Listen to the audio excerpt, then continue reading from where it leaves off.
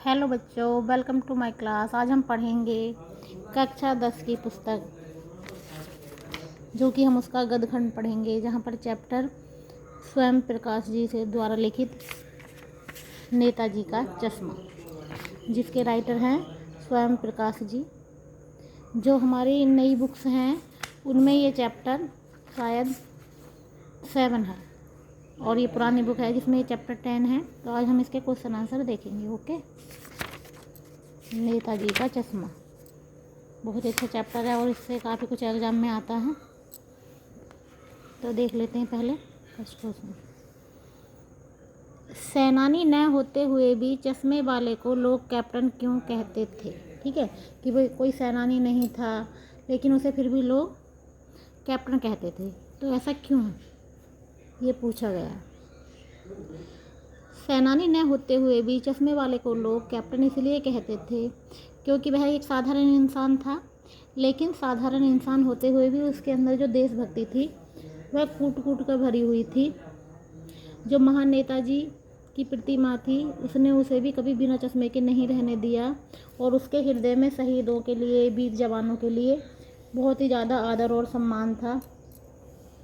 चश्मे वाले की देशभक्ति तथा नेताजी के प्रति विशेष सम्मान की भावना को देखकर ही लोग उसे कैप्टन कहते थे। ठीक है, उसके अंदर जो देशभक्ति थी उसी को देखकर लोग उसे कैप्टन कहते थे, क्योंकि जब भी उसने देखी प्रतिमा की भाई उस पर चश्मा नहीं है तभी उसने चश्मा लगाया, तो ये उसके अंदर की देशभक्ति थी, प्रेम था। आगे देखेंगे। हालदार साहब ने ड्राइवर को पहले चौराहे पर गाड़ी रोकने के लिए मना किया, लेकिन बाद में तुरंत रोकने को कहा। के हालदार साहब पहले मायूस क्यों हो गए थे?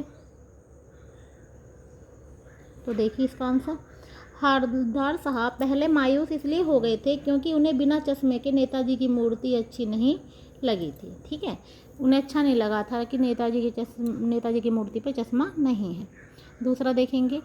मूर्ति पर सरकंडे का चश्मा क्या उम्मीद जगाता है? देखिए, सरकंडा जो होता है एक लकड़ी होती है, तो जो उसका चश्मा लगा हुआ था, पूछा गया है कि ये क्या उम्मीद जगा रहा है।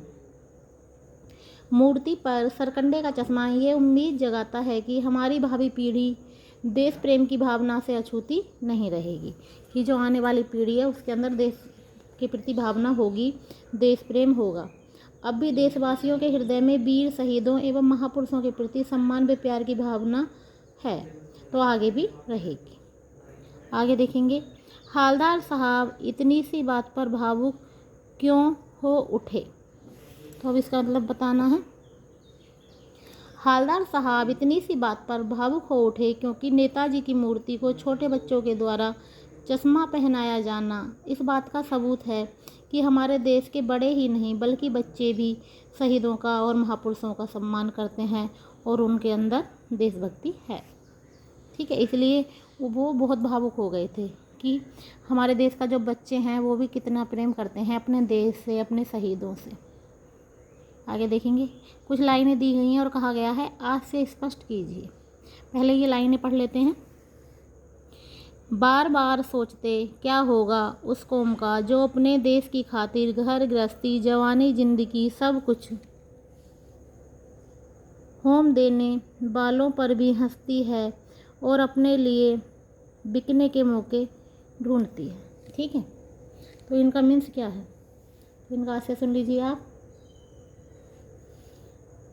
जब हालदार साहब को पान वाले से मालूम हुआ कि कैप्टन चश्मे वाले की मृत्यु हो गई है, क्योंकि जो चश्मा पहना था तो क्या हुआ, उसकी मृत्यु हो गई थी, तो उन्हें किससे पता चला था? ये पान वाले से पता चला था। तो उन्हें उसकी मृत्यु पर नहीं बल्कि अपनी कौम पर भी दुख हुआ कि जो एक साधारण व्यक्ति कैप्टन चश्मे वाले के देश प्रेम को समझ नहीं पाए। पागल कहकर उसका अपमान किया जाता रहा क्योंकि वो चश्मे पहनाता था उन्हें, तो उसके अंदर की देशभक्ति को नहीं पहचान पाए और उसे क्या कहते थे? उसे पागल कहते थे। यह ऐसी जाति, संप्रदाय व समुदाय है जिसमें देशभक्ति, ईमानदारी बची ही नहीं है तथा समय आने पर अपने स्वार्थ के वशीभूत होकर स्वयं को बेचने से भी नहीं चूकेगी।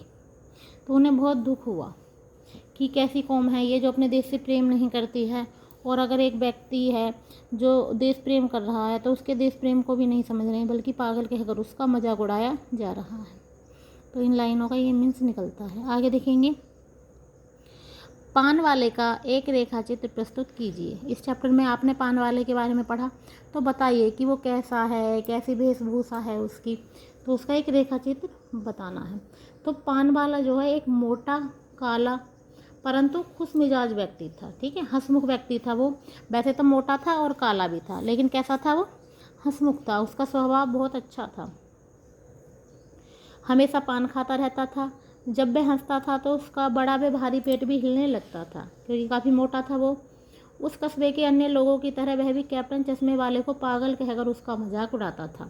बाकी सब भी उसका मजाक उड़ाते थे, तो वो जो पान वाला था वो भी उसका मजाक उड़ाता था। अधिक पान खाने के कारण उसके दांत लाल व काले रंग के हो गए थे। वह भावुक प्रवृत्ति का था। वैसे वो जो था नाजुक मन का था, ऐसा नहीं था, लेकिन सब मजाक उड़ाते थे तो वो भी उड़ाता था। कैप्टन चश्मे वाले की मृत्यु पर उसकी आंखें आंसू से भर गई थी। जब कैप्टन की मृत्यु हुई थी तो उसकी आंखों में भी आंसू आ गए थे। तो ये पान वाले का एक रेखा चित्र प्रस्तुत करा। आप उसके बारे में इस तरीके से लिख सकते हैं कि वो मोटा है, काला है, लेकिन कैसा है? भावुक है वो। ठीक है, पान खाता रहता है, जिसकी वजह से उसने अपने दांत भी खराब कर लिए हैं। आगे देखेंगे, वो लंगड़ा क्या जाएगा फौज में, पागल है पागल। कैप्टन के प्रति पान वाले की इस टिप्पणी पर अपनी प्रतिक्रिया लिखिए कि आपकी क्या प्रतिक्रिया होगी इस लाइन पर। जो कैप्टन के प्रति पान वाले की टिप्पणी है ये बहुत गलत है, नैतिकता के विपरीत है। ये हमको किसी को ऐसा बोलने का हक नहीं है। किसी भी व्यक्ति को यह शोभा नहीं देता कि वह दूसरे की कमजोरी का मजाक उड़ाए या दूसरे की भावनाओं का मजाक उड़ाए। फिर कैप्टन जैसे विकलांग देश प्रेमी का लोग इस प्रकार उपहास करें, वे देश प्रेम और सभी वीर शहीदों व महापुरुषों का मजाक उड़ा रहे हैं। अगर उसका मजाक उड़ा रहे हैं तो ये समझ लीजिए आप सभी देश प्रेमियों का या महापुरुषों का मजाक उड़ा रहे हैं। तो ये थे कुछ क्वेश्चन। धन्यवाद।